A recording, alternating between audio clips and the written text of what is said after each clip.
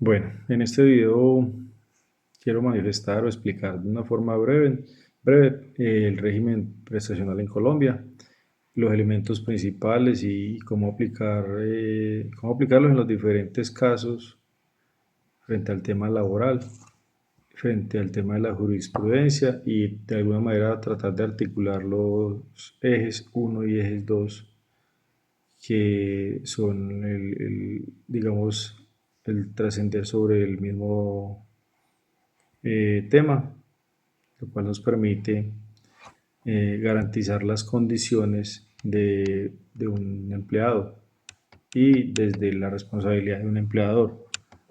Entonces, para el caso del eje uno o 2, en estos casos mostramos los principios del derecho laboral, como la irrenunciabilidad al principio de favorabilidad y la protección al trabajador. Estos se aplican directamente al régimen prestacional.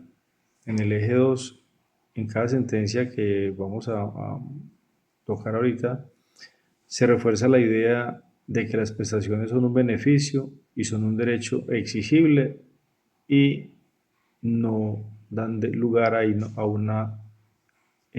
renunciar a ellas. Renunciar a ellas. Por lo tanto, entonces no podemos desistir de esto. Eh,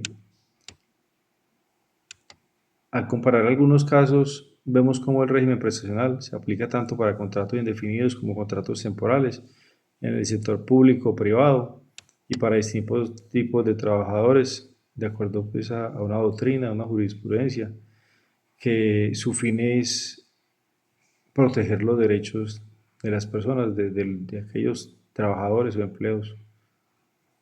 Eh, no, no se exime de responsabilidad en ningún momento al empleador, pero también se trata de exigir mucha responsabilidad al trabajador. Así como el empleador tiene su responsabilidad sobre él de proteger y garantizar sus derechos, asimismo tiene el trabajador de garantizar el cumplimiento de sus obligaciones, a lo cual se ha comprometido a través de un contrato laboral de distintas formas que pueda existir. Mm, para el caso del contrato laboral, pues hay unas condiciones dignas que, de acuerdo al artículo 22 del Código Sustantivo de Trabajo, se deberán cumplir y se deberán respetar para tal fin. El contrato en su naturaleza y los elementos esenciales, según la legislación colombiana, define el contrato de trabajo, se define en el artículo 22.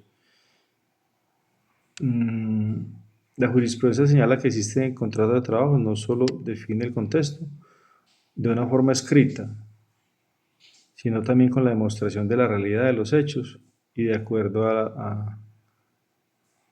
para el caso de la sentencia SL 18259 del 2017, que desde este punto del contrato se impone a los jueces laborales el deber de proteger lo real sobre lo formal en un principio que consagra el artículo 53 de la Constitución Política de Colombia.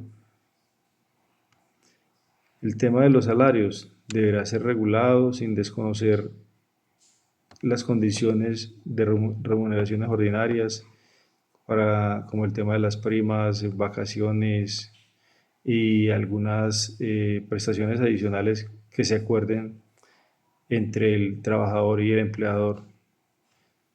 Se deberá respetar las jornadas laborales de acuerdo a las reducciones que hay hoy vigentes. Tendrán que respetarse para dar cumplimiento a esto. Asimismo, citamos algunas bibliografías, eh, como la Corte Constitucional en la sentencia C034 del 2003, Corte Constitucional sentencia T19 del 2003, la Corte Constitucional la sentencia T112 del 2013, Código Sustantivo de Trabajo, y un referente de pensamiento en el régimen prestacional, eh, lo cual en todo momento se debe amparar al trabajador. En todo momento se debe amparar al trabajador sin desconocer su labor, sin desconocer sus condiciones, sin desconocer la normatividad que nos abarca para proteger y siempre sostener todas esas condiciones dignas de las personas trabajadoras. Eh, Hoy hay una reducción de una jornada laboral, ya estamos en 44 horas, con una jornada de 8 horas, sin, sin superar de manera semanal las 44 horas.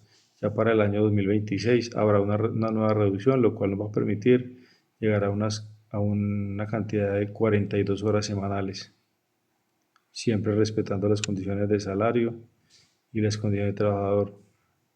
Eh, Teniendo en cuenta que si al existir un despido injusto, se tendrá derecho y se tendrá la responsabilidad de parte del empleador siempre de